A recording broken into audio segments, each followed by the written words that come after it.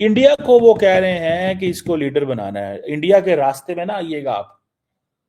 Do not come इन अ वे जो India की, don't constrain India.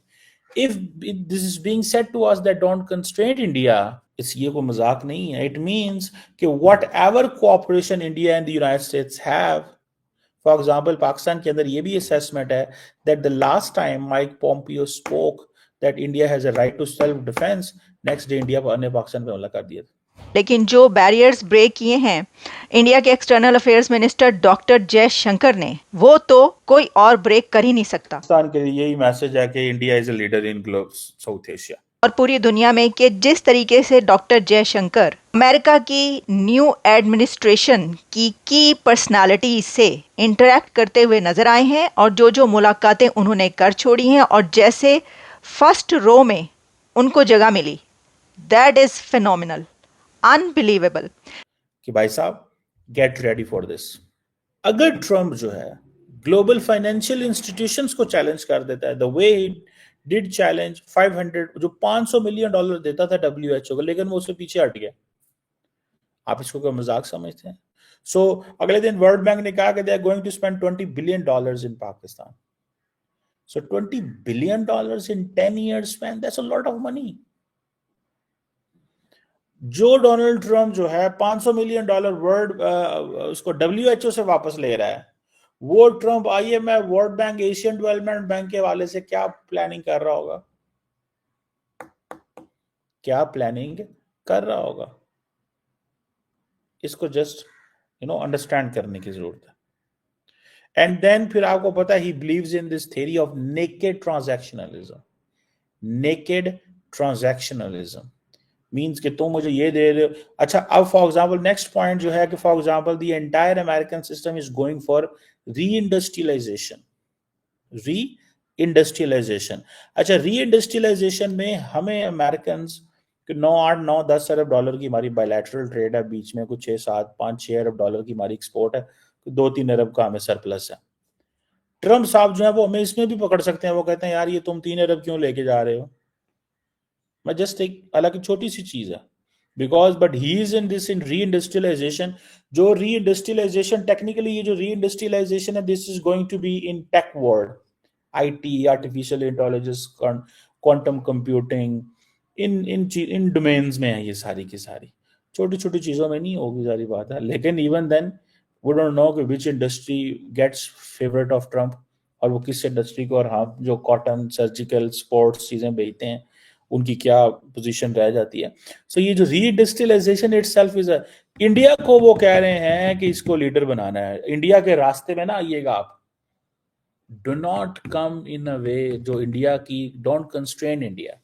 If this is being said to us that don't constrain India, it's serious thing, ये कोई मजाक नहीं है। इंडिया को ये है कि इंडिया,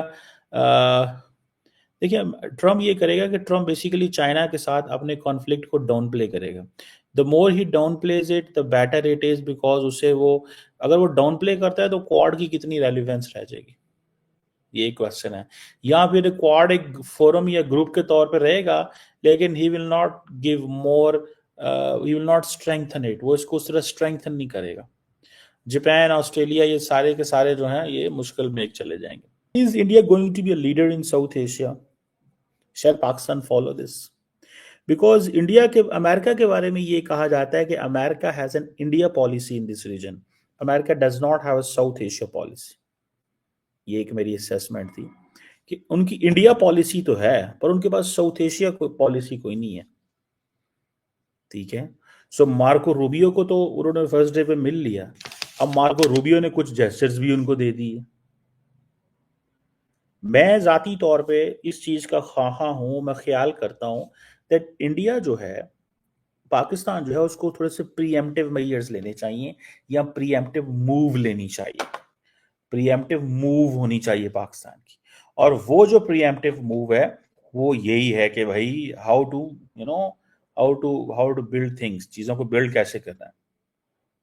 मिसाल के तौर पर अगर मैं बात करूं, इंडियंस ने साउथ एशिया को डिस्कार्ड कर दिया है, अमेरिका की साउथ एशिया पॉलिसी कोई नहीं है, लेकिन अमेरिका इंडिया को खित्ते में रोल देना चाहता है। इंडिया को रोल देना चाहता है, और वो रोल यही है। अब मैं एक बात बताऊं, ट्रम्प एडमिनिस्ट्रेशन में आपको देखना पड़ेगा वो रोल किस तरह है। ये बातें, मैं आपको एक और बड़ी बात बताऊं, इंटरेस्टिंग बात बताऊं। One of the panelist in the conversation, उसने ये पॉइंट रेज किया आज मेरी इस टॉक पे। उन्होंने कहा जी कि इंडियंस के बारे में पाकिस्तान को ये कहा जाता है, do not constrain India, India को कंस्ट्रेन मत करें, इंडिया की तरक्की को मत रोकें, इंडिया को मत रोकें। और ये बात सही है, ये बात इस बात को मैं जानता हूं। ये पाकिस्तान को सिग्नलिंग की जाती है, मैसेजिंग की जाती है कि इंडिया को ना रोकें। अगर आप इंडिया को रोकेंगे तो देन आपके लिए मसले पैदा हों। तो देन देखें ना आप, where does Pakistan stand. Pakistan का मिसाइल प्रोग्राम, पाकिस्तान का न्यूक्लियर प्रोग्राम, अब जिस लेवल पे इंडिया और अमेरिका के कोऑपरेशन है, अगर तो वो ट्रम्प एडमिनिस्ट्रेशन में इंडिया कंप्रोमाइज होता है, देखें मैं I am not very much hopeful. अगर ट्रांस अटलांटिक अलायंस खतरे में है तो क्या इंडिया के साथ जो पार्टनरशिप है ट्रम्प की, वो किस हद तक जाएगी।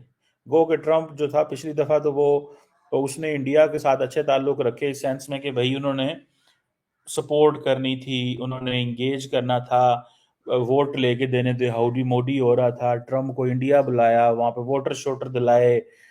उस वक्त ये इमिग्रेशन वाला ट्रम्प ने इतना लंबा चौड़ा इशू भी नहीं उठाया हुआ था, ये चीजें थी, ठीक है ना जी। लेकिन अभी ये जो चीज है कि पाकिस्तान इंडिया की तरक्की को मत रोके, और पाकिस्तान को जो इंडो पैसिफिक में चीजें हो रही हैं, पाकिस्तान शैल मूव थिंग्स इन, पाकिस्तान वहां पे कैसे चीजों को मूव कर सकता है, बिकॉज वो तो सारे का सारा एंटी चाइना है, कैसे मूव कर सकता है, क्या कर सकता है, ये चीजें हैं। लेकिन मैं जो मेरी असेसमेंट है और जो मैं इसको अंडरस्टैंड करता हूं कि अगर Pakistan must look with in the United states, जो चेंजेस आ रही हैं विच आर नॉट गुड। जय हिंद दोस्तों, स्वागत है आप सभी का हमारे चैनल पर। आप देख रहे हैं इंडिया वेब न्यूज। जयशंकर साहब की जो पर्सनैलिटी है ना, वो गजब की है। वो दुनिया के मजे ले लेते हैं, पाकिस्तान किस खेत की मूली है। जयशंकर साहब ने कहा है कि जिस आतंकवाद को पाकिस्तान पाल रहा था, जिस पर वो उछल रहा था, खुश हो रहा था, अब वो उसी को ही पेल रहे हैं। टीटीपी की बात कर रहे हैं। टीटीपी को पाकिस्तान ने इसलिए बसाया था कि इन आतंकियों का सहारा लेकर वो डॉलर्स कमाएगा। अब डॉलर्स मिलने तो बंद हो गए, क्योंकि पहले जब अफगानिस्तान में अमेरिका था तब ये टीटीपी काम आते थे भाई इनके, है ना। अब डॉलर्स नहीं आ रहे, और यही कारण है कि अब टीटीपी वाले खुद पाकिस्तान को ठोक रहे हैं। और साथ में तालिबान ने जिस तरह से अब पाकिस्तान को धमकी दी है कि भाई तुम्हारा जो आधा एरिया है वो हमारा है, हम कब्जा करके रहेंगे। तो पाकिस्तानियों, सबसे पहले तालिबान से ना अपने क्षेत्र को बचाओ, पता चले वो आधा कब्जा कर बैठ गए इस्लामाबाद में, है ना।